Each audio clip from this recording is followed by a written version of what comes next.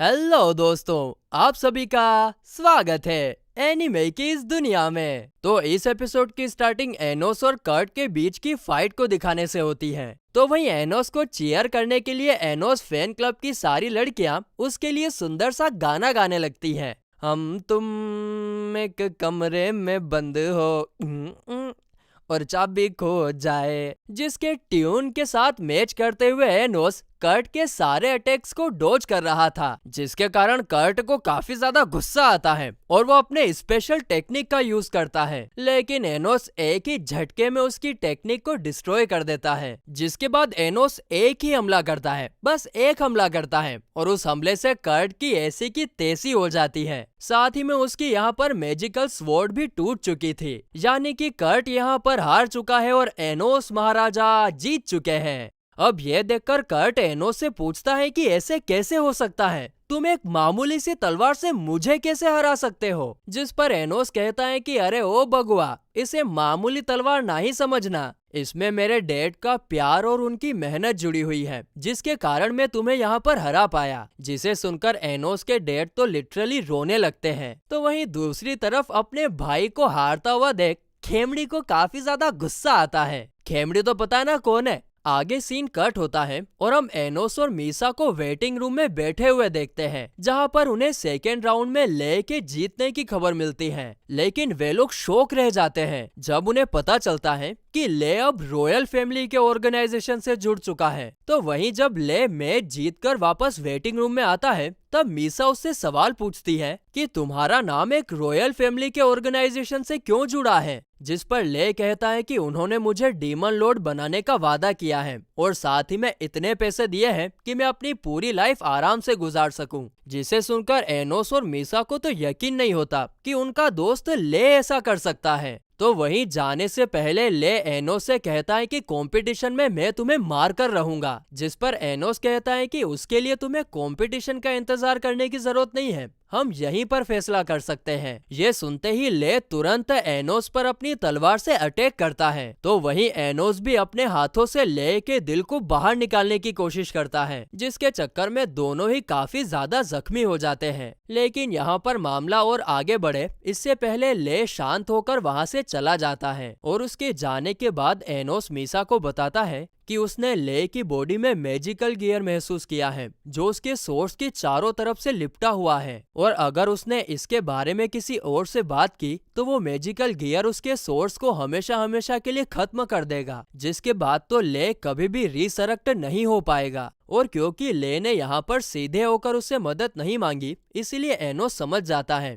कि वो किसी के वश में है। तो वहीं टूर्नामेंट का फर्स्ट डे खत्म होने के बाद एनोस की मोम उसकी स्वॉर्ड को सही सलामत घर पर लेकर जाने की जिम्मेदारी लेती है, क्योंकि यहाँ पर एनोस को कहीं और जाना था। और एनोस के मोम ने स्वॉर्ड घर लेकर जाने की जिम्मेदारी इसलिए ली थी क्योंकि टूर्नामेंट का एक ही रूल था कि एक बार जो स्वॉर्ड यूज कर ली तो अंत तक उसी स्वॉर्ड को यूज करना होगा। जिसे सुनकर एनोस फैन क्लब की सारी लड़कियां एनोस की मोम के साथ जाने का डिसाइड करती हैं। इसके बाद एनोस और मीसा हॉस्पिटल में ले की मोम को देखने के लिए आते हैं, जिनकी हालत सच में काफी ज्यादा खराब थी। हम लोग लिटरली उनके बॉडी के आर पार देख सकते हैं। तो वहीं उनको देखकर एनोस मीसा से कहता है कि ले की मोम डीमन नहीं है, बल्कि वो भी तुम्हारी तरह हाफ स्पिरिट और हाफ डीमन है। जिसे सुनकर मीसा कहती है लेकिन ले तो एक रॉयल है ना, तो उसकी मोम को प्योर डीमन होना चाहिए था। जिसे सुनकर एनोस कहता है कि शायद ये ले की बायोलॉजिकल मदर नहीं होगी। तभी ले की मोम को होश आता है और वो एनोस को उसका नाम लेकर पुकारती है, क्योंकि ले अक्सर यहाँ आकर एनोस के बारे में ही बात किया करता था। आगे एनोस उनसे पूछता है कि आपको ले और रॉयल फैमिली के कॉन्ट्रैक्ट के बारे में कुछ पता है क्या। जिस पर एनोस की मोम कहती है कि उन्होंने ले से प्रॉमिस किया है कि अगर वो तुम्हें खत्म करता है तो वे लोग मुझे ठीक कर देंगे। जिस पर एनोस कहता है कि अगर मैं आपको पहले ही ठीक कर दूं तो ले तो कॉन्ट्रैक्ट से आजाद हो जाएगा, और इसीलिए वो ले की मोम से उनकी स्पिरिट डिसीज के ट्रेडिशन के बारे में पूछता है। जिस पर ले की मोम कहती है कि स्पिरिट डिसीज फेक बातें और ट्रेडिशन को फैलाने से बनता है, लेकिन मुझे तो मेरा ट्रेडिशन ठीक से नहीं पता है। साथ ही में ले की मोम यहाँ पर ले को इस कॉन्ट्रैक्ट से फ्री करने के लिए भी कहती है, और ऐसा तो सिर्फ तभी हो सकता है जब एनोस ले की मोम को हमेशा हमेशा के लिए खत्म कर दे, जिसे सुनकर मीसा इस चीज के लिए मना करती है। वो एनोस से पूछती है कि क्या ले की मोम को ठीक करने का कोई दूसरा रास्ता नहीं है क्या, जिस पर एनोस कहता है कि नहीं,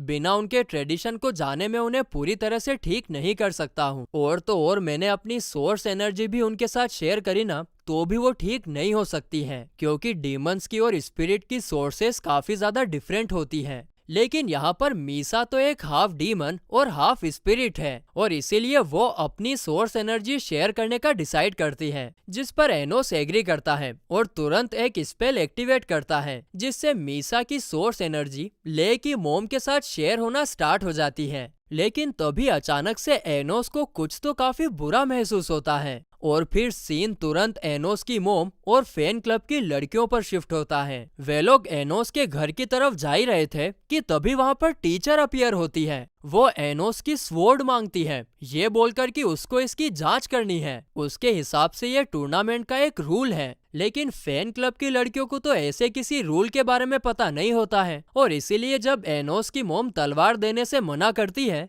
तब टीचर उसे धमकी देते हुए जबरदस्ती तलवार छीनने की कोशिश करती है। इतना ही नहीं, बल्कि वो तो एनोस की मोम पर अटैक भी करती है, जिसके कारण एनोस की मोम जख्मी होकर नीचे गिर जाती है। इसके बाद टीचर एनोस की मोम को खत्म करने के लिए अपना फाइनल अटैक करती है, लेकिन तभी फैन क्लब की लड़कियां प्रोटेक्शन वॉल का यूज करके उन्हें बचा लेती हैं। लेकिन वो भी ज्यादा देर तक टीचर के हमले को रोक नहीं पाती हैं और पत्तों की तरफ बिखर जाती हैं। आगे एनोस की मोम के पूछने पर हमें पता चलता है कि टीचर ये सब अपने भाई का बदला लेने के लिए कर रही है, क्योंकि उसे एक हाइब्रिड ने हराया था। जिसके बाद एक बार फिर टीचर एनोस की मोम पर अटैक करती है, लेकिन इस बार भी फैन क्लब की लड़कियां उन्हें बचा लेती हैं और यहाँ से भागने के लिए कहती हैं। हालांकि एनोस की मोम ऐसा नहीं करना चाहती थी, लेकिन लड़कियों को तकलीफ में देखकर वो तुरंत मदद लाने के लिए भागती है। अब ये देखकर टीचर अपनी पूरी पावर का यूज करके फैन क्लब की लड़कियों को हद से ज्यादा जख्मी कर देती है। लेकिन लड़कियों ने अभी भी हार नहीं मानी थी, क्योंकि वो एनोस की कट्टर फैन थी। अब ये देखकर तो टीचर को काफी ज्यादा गुस्सा आ जाता है कि ये मामूली सी हाइब्रिड लड़कियां उसके सामने यानी रॉयल फैमिली के सामने खड़े होने की हिम्मत कर रही है, और इसीलिए इस बार वो अपना सबसे खतरनाक मूव यूज करती है और सभी लड़कियों को जलाकर और भी ज्यादा जख्मी कर देती है। जिसके बाद वो उसी पावर से एनोस की मोम पर भी अटैक करती है। लेकिन ए हुक्म का इक्का बॉस, ए लाफिंग का सिक्का बॉस, ए बॉस है बॉस है बॉस है।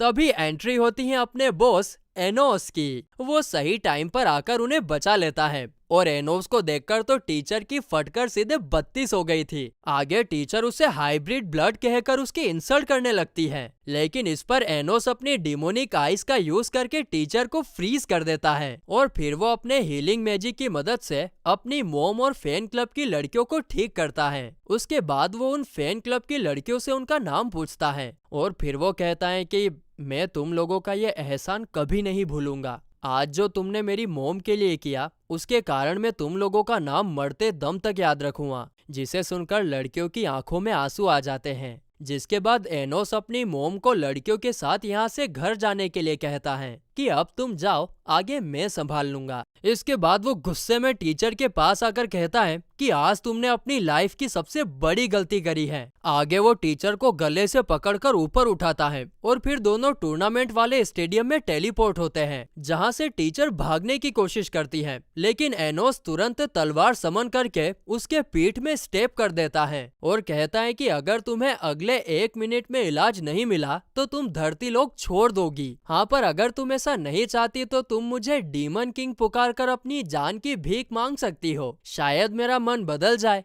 लेकिन टीचर के माइंड में तो अभी भी प्योर ब्लड और हाइब्रिड वाला कचरा भरा हुआ था, इसीलिए वो ऐसा करने से मना कर देती है। लेकिन आगे एनोस के एक और बार स्टेप करने पर वो उससे अपनी जान की भीख मांगने लगती है। लेकिन क्या करें, सॉरी, एनोस का माइंड चेंज नहीं होता है और वो टीचर को खत्म कर देता है। पर तुरंत बाद कुछ चेंजेस के साथ वो टीचर को वापस से जिंदा करता है, और जिंदा होते ही टीचर को समझ में आ जाता है कि अब वो प्योर ब्लड नहीं रही है, बल्कि वो भी अब हाइब्रिड बन चुकी है। वाह भैया वाह, जैसे को तैसा। दरअसल न्यू स्पेल की मदद से एनोस ने उसे अब हाइब्रिड बना दिया था, ताकि उसका हाइब्रिड को देखने का नजरिया बदल जाए। इसके बाद एनोस वहाँ से गायब हो जाता है। तो वहीं दूसरी तरफ ले मीसा को उसकी मोम के साथ पावर शेयर करते हुए पकड़ लेता है, जिसे देखकर वो पहले तो कुछ नहीं कहता, लेकिन बाद में वो मीसा को बेहोश कर देता है, क्योंकि ज्यादा पावर शेयर करने की वजह से उसकी लाइफ को रिस्क भी हो सकता है। जिसके बाद ले की मोम उससे बात करती है और एक फ्लैशबैक से हमें पता चलता है कि वो सच में ले की बायोलॉजिकल मदर नहीं है, बल्कि ले तो उसे जख्मी हालत में सड़क पर मिला था और तब से ही उसने ले को अपना बेटा समझकर बड़ा किया था। आगे ले की मोम उसे खुद की लाइफ जीने के लिए कहती है, ना कि उसके लिए।